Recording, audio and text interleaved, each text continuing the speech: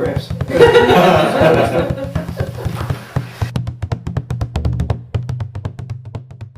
Roy and Susan went in 1999 for the first time to check it out, and then they took a group to the church, from the church to the Dublin Prayer Conference for 2 years, and in one of those prayer conferences, that was when we met Mick. We decided after we'd been there 1 year that it was a good idea to maybe stay and do something a little extra, help a church for a weekend. So we went to Wexford. Chris Curry, who was leading the map team at that point, hooked us up with Mick, and we went down and we knocked on doors and we passed out tracts at a strawberry festival, and we did all those things that were horrible. Oh man, gonna go knock on doors and talk to people and do a survey and all that kind of stuff. But out of that, Mick got to know us and knew that a couple of us did some athletic things. Not me, but my two older kids. And so Doug and Rebecca offered to come back and do a soccer camp the next year. And so that was the beginnings of our starting to do camps. And then Mick found out about American softball and wondered if we could do softball, and so we did that. And then somewhere along the way, you decided to join us and do the arts and crafts. Right, there was a year we skipped. Yeah, 2004 we skipped. And then the following year, there was only 3 of us who were going, and we kind of made the decision that that wasn't enough adults for just sports camp, and I can't barely throw a ball, and so sports did not interest me at all, so that's when we started talking about the craft camp. And then Dan came in and helped us with softball. What was that, 2005? Was it, or 2006 maybe? This will be my 4th year going. Yeah.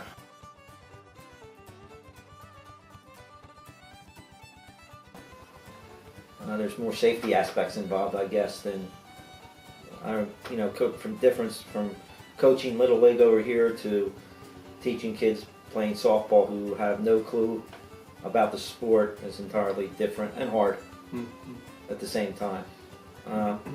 But getting to know the kids is probably the best thing that comes out of it. You get to know them, and they remember you, because year after year going back there, they don't forget your name or anything like that. So it's been pretty cool. Yeah. Yeah, over the years, I think we've really developed friendships, and they look forward to our being there, and it seems like we're an encouragement to them, that we would take time from our schedules to come over and help them. And in the previous years, we've had up to 70, 75 or so kids in each of the camps, which then gives them an opportunity to do follow-up throughout the year. Which is hugely important. But to have this community who know us, look forward to our being there, have us in their homes, invite us to stay with them, that is a huge part of what we also offer. And with it being this year in Gorey, it's going to be very different. Different church, only about 15 people attending regularly now. We're helping to do something brand new in this church plant, and it'll be very exciting.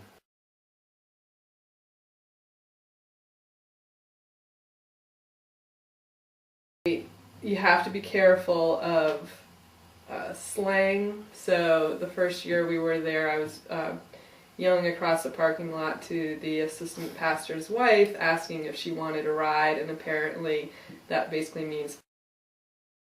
But the kids are the funniest, because I have the hardest time with them.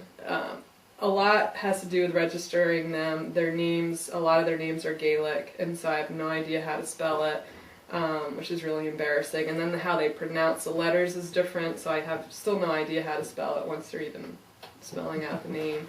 But the first year, that was just Roy, Rebecca, and I, we were having them make photo albums and kind of journaling, pictures. They had taken pictures the whole week, and I had a kid come up asking me how to spell something, and he was I can't do an Irish accent, but he was asking what I thought was, how do you spell steel? And I'm like, S-T-E-A-L, and he's looking at me like, no, that's not right. And I said, you mean like taking something? He's no, steel. This went on for back and forth. I could not get what he was trying to say. It turned out he was asking about style, like a certain style of clothing, and I'm like, he laughed at me finally, but I didn't think it was going to be so hard with a language barrier until that moment. And one of the things we've seen is different is they're guarded, I don't know if that's a good word, in relationships, and so, for Americans, especially in our church, especially in the jobs some of us have with counseling, we're just used to going really deep pretty quickly. And in Ireland, it's going to take a lot longer time to build relationships and to have trust. And I don't know that I still, 10 years later, have ever really gotten deep into feelings in a conversation. But it doesn't seem like anything's missing either. It's kind of weird. Like, once you're there, it's just fun to relate, but it's a lot of humor and it's a lot of stories. And as far as the people themselves, they do tend to be cautious. They love to laugh and party, and in Ireland the name for that's crack, have good crack, and yet they don't readily trust, which is why our relationship with Mick Green has been so special, because he has learned to trust us. But they don't generally trust, and they don't generally share very deeply with anyone, even among themselves. They don't share very deeply.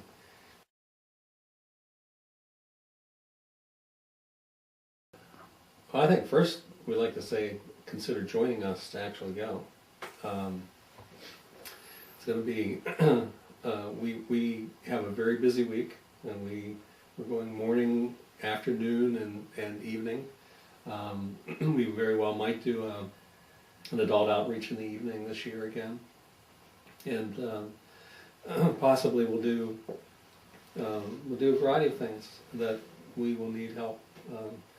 And I'm sure you need some softball players or people to just kind of help with safety, so that kids don't hit each other with baseball bats. Yeah, lots of prayer. Yeah, lots of prayer. And we really do believe that we try to show God's love through relationships. But there's a piece of each camp, which we haven't talked about, of doing a pretty short talk, 2 to 5 minutes long, for the kids, where we do try to talk about the gospel. And this is, again, another kind of, like Roy said, we kind of change when we get over there. I'm a control freak and like to have everything planned ahead, including who's gonna be talking, what we're gonna be saying.